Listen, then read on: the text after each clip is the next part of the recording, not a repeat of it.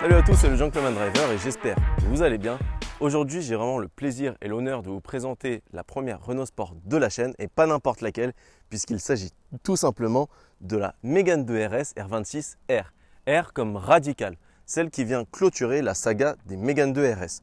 Renault Sport n'a cessé de faire évoluer sa Mégane 2 RS au fil des années, notamment avec la version Trophy qui adopte un châssis sport, puis vient ensuite la Mégane 2 RS R25 pour célébrer le championnat du monde constructeur et pilote de Fernando Alonso. Elle adopte des sièges Recaro spécifiques. Puis vient ensuite la R26 qui adopte un autobloquant et 5 chevaux de plus. Et enfin pour finir cette fabuleuse Mégane 2 RS R26 R.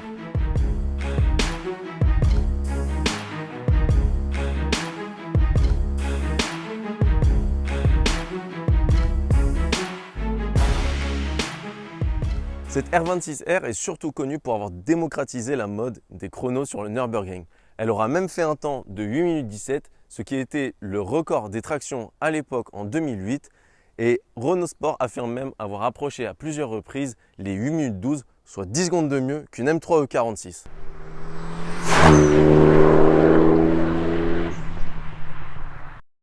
Pour ce qui est de l'esthétique, on oublie la discrétion, à commencer par ce gris lune produit à seulement 61 exemplaires. Il me rappelle celui d'Enardo Grey de chez Audi, mais avec une nacre bleutée un petit peu plus prononcée. Pour ce qui est des couleurs, on pouvait retrouver également le bleu Dynamo ou encore le jaune Sirius produit à seulement 24 exemplaires. On retrouve également un capot carbone spécifique à l'R26R qui permet un allègement de 7,5 kg sur la balance. Toujours pour le poids, on a l'absence d'anti-brouillard et de lave-glace. On a ce stripping rouge avec le logo R26R écrit à l'envers. Ça, c'est une petite dédicace pour les possesseurs de M3 E46 lorsqu'ils regardent leur rétroviseur sur le Nürburgring. On a également des jantes rouges spécifiques à ce modèle avec des disques en 310 mm d'origine et des Brembo 4 pistons. Là, le propriétaire a fait poser des disques sur bol alu de chez PFC en 330 mm de diamètre. On retrouve le stripping rouge sur le bas du bas de caisse. Et ça, c'est pas du verre, c'est du Lexan. On retrouve également le petit logo du Nürburgring avec le record du tour en 8 minutes 17.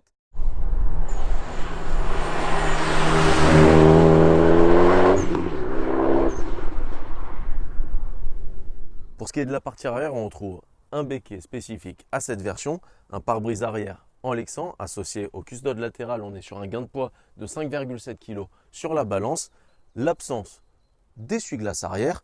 On a également le logo R26R, cette fois-ci écrit à l'endroit, ainsi que le stripping rouge sur le côté gauche. Et enfin, celle-ci possède la fameuse ligne titane qui était une option à 2190 €. Du coup, seulement un tiers des R26R la possèdent.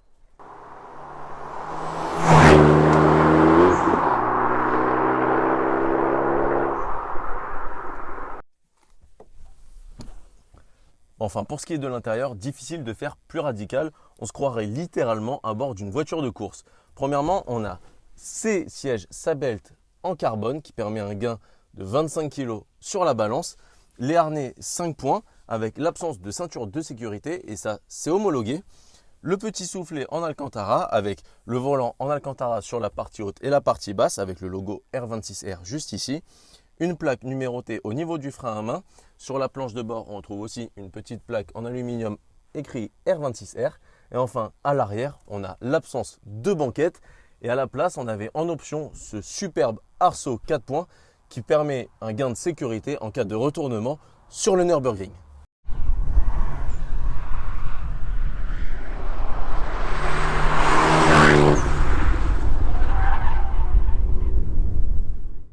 Et soyez les bienvenus à bord d'une véritable voiture de course homologuée pour la route.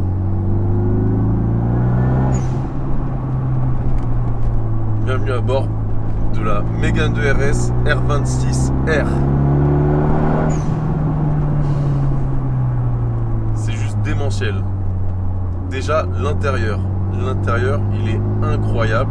On prend une gifle quand on rentre dedans. Moi, ce qui me marque, c'est vraiment l'arceau que je peux voir dans le rétroviseur intérieur. J'ai l'impression d'être dans une caisse de rallye. Après, on a les baquets Sabelt en carbone qui offrent un maintien vraiment parfait et inégalable. En revanche, c'est vraiment pas les plus confortable pour aller chercher le pain, mais ça on s'en fiche, ça fait partie de l'expérience de conduite. On se croirait un petit peu à bord d'une voiture de rallye, notamment avec la position de conduite. On n'est pas tellement assis très bas, on est même plutôt haut, un peu une position de camionnette, sauf que la position est quand même remarquable. On a les baquets où on est assis très droit dedans. Le volant, il est réglable en hauteur et en profondeur.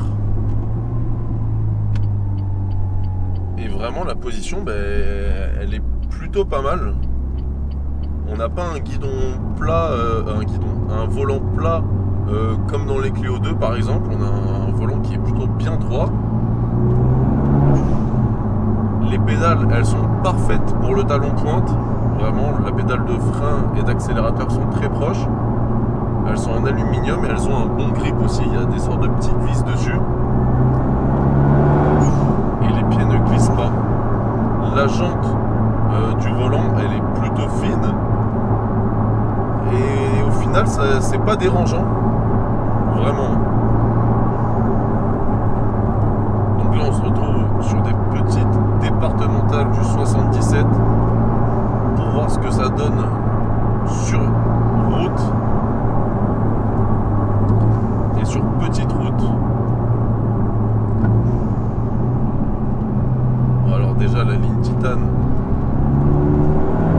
avec le Decata GT Performance, ça fait un bruit, c'est magique.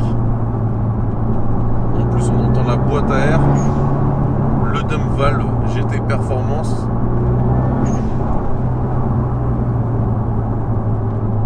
Et la pression du turbo qui se relâche. J'ai l'impression d'être à bord d'une japonaise.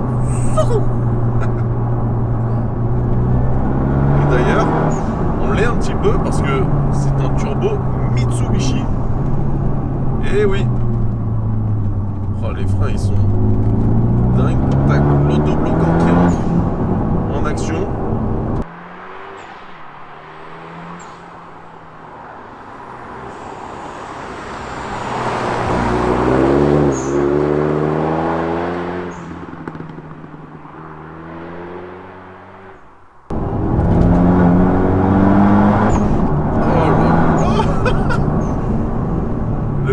Là avec les PFC, il est assez bluffant. La pédale, elle est légèrement molle au début.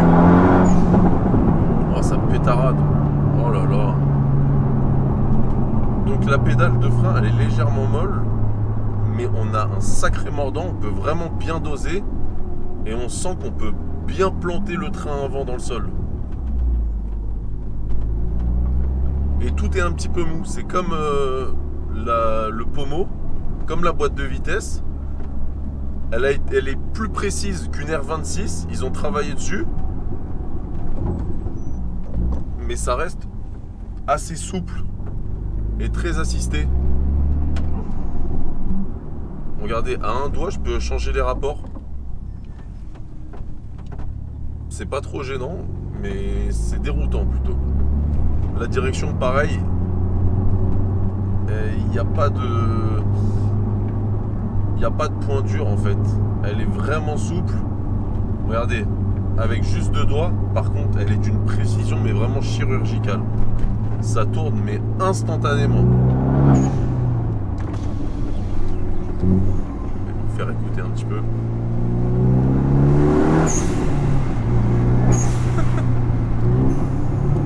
Ça fait un son. Oh là là là là.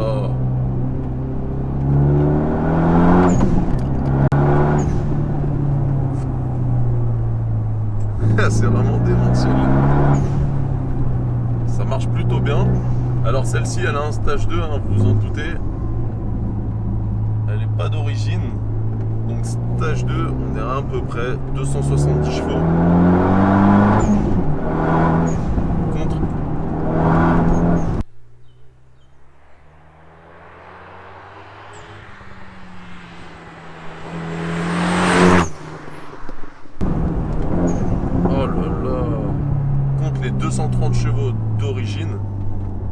un sacré gap, surtout pour déplacer le peu de masse qu'il y a, 1230 kg.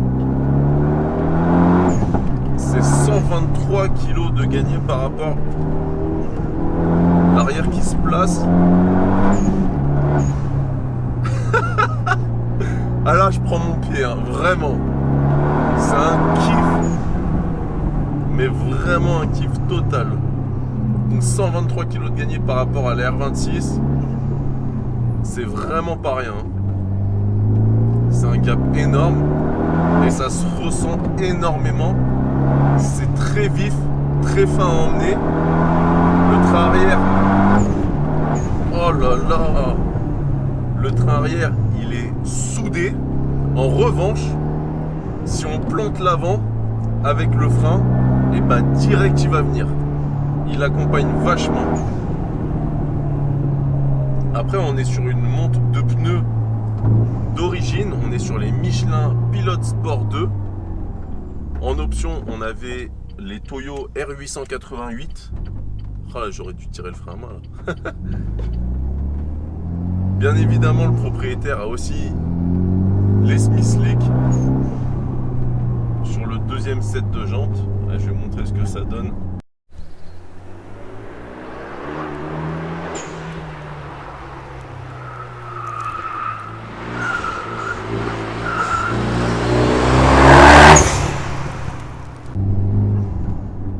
Alors, les pneus ils sont vraiment à l'agonie un petit peu, ils saturent vite.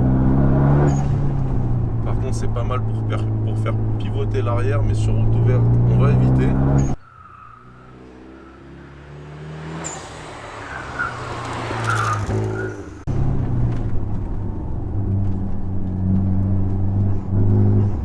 Oh là là, j'ai l'impression qu'il y a la roue arrière inférieure au virage qui se lève.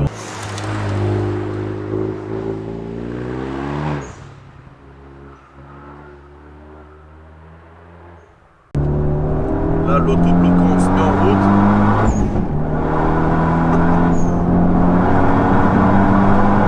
Troisième. Oh là là, ça pétarade.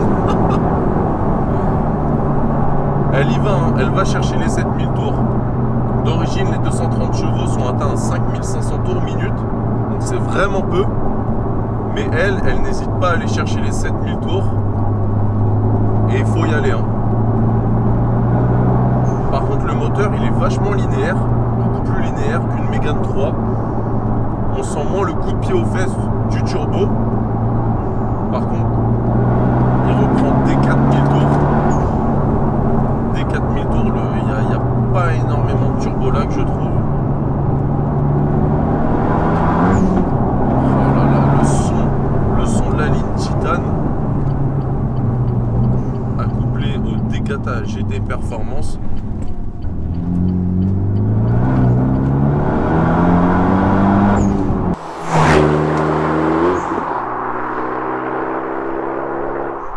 Alors par contre, l'autobloquant, pareil, je le trouve moins verrouillé que celui de la Mégane 3. On le sent moins tiré vers la corde. Forcément, le châssis a été revu de A à Z comparé à une R26. Il est plus ferme. Et surtout, il fallait prendre en compte les 123 kg en moins. C'est pas rien. Du coup, il y a un véritable travail châssis qui a été fait. Il n'y a que le moteur qui est exactement le même. Enfin, pas sur celle-là du coup. Parce que monsieur fait de la piste.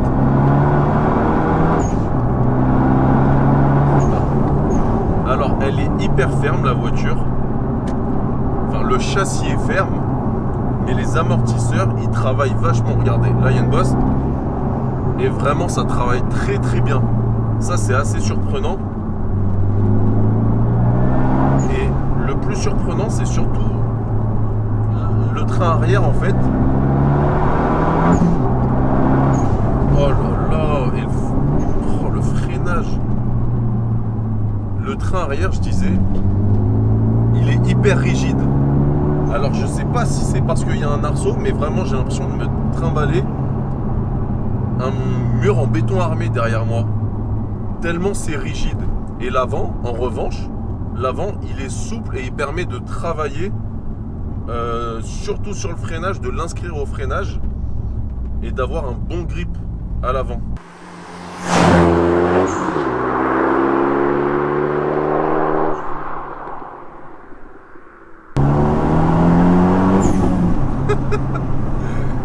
Ah, mais le son avec la dump valve, ça participe vraiment à l'esprit de la voiture. Manquerait plus qu'un CAE. Un CAE à la place de la boîte là. Je vais vous mettre ce que c'est à l'image. Pour ceux qui ne savent pas. Oh là là, ça serait excellent.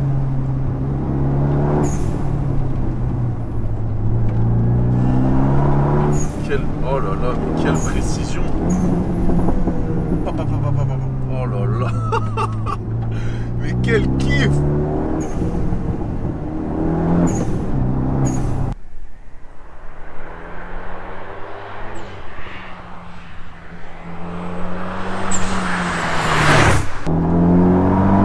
L'autobloquant, tac. Tu rentres sur les freins, tu rétrogrades, l'arrière se place. L'arrière, c'est incroyable.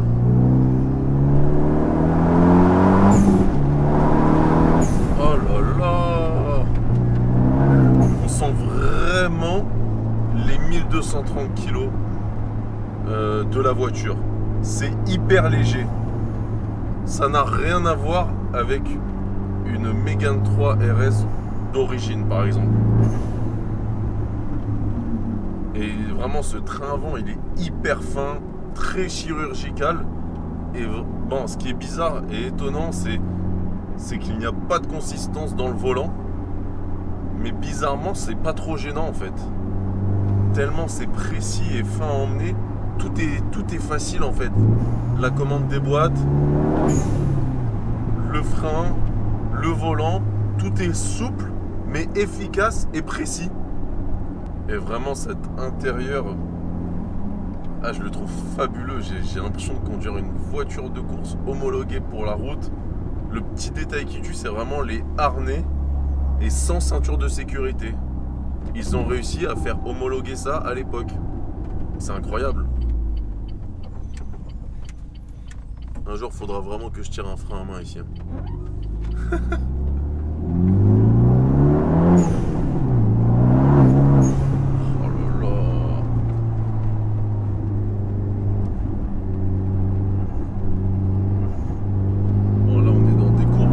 Serré, hein. Je suis à 50, 60, mais c'est extrêmement serré, comme un col de montagne. On a l'arrière qui se lève.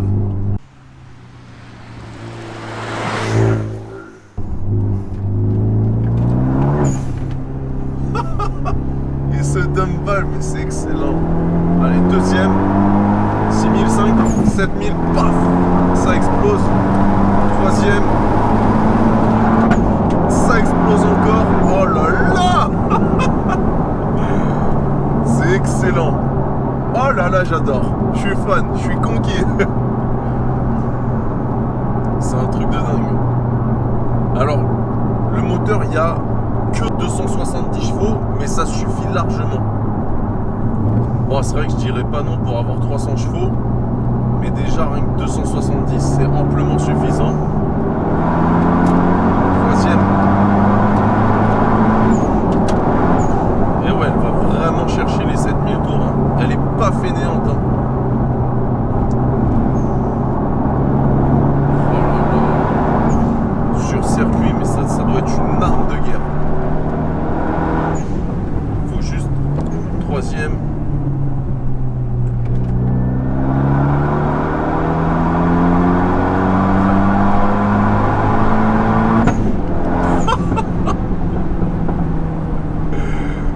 L'explosion à l'échappement. Là, je rentre dans la courbe. Courbe rapide. Mais ça tient la route, c'est incroyable. Incroyable. Et c'est hyper sain en fait. Vraiment, c'est très sain, très homogène.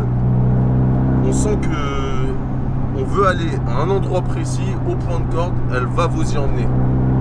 Et elle va pas vous faire un sale coup. Pareil, là il y a des bosses, ça amortit bien. C'est hyper sain comme du châssis, hein. Vraiment. On sent qu'on peut passer mais très très fort.